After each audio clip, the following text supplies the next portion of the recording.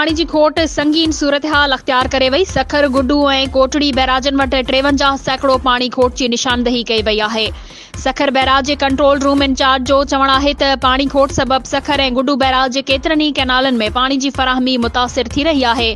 उत्तरी इलाइक़नि में वसकारो न थियो त पाणी जी खोट अञा संगीन शकिल अख्तियार करे वेंदी।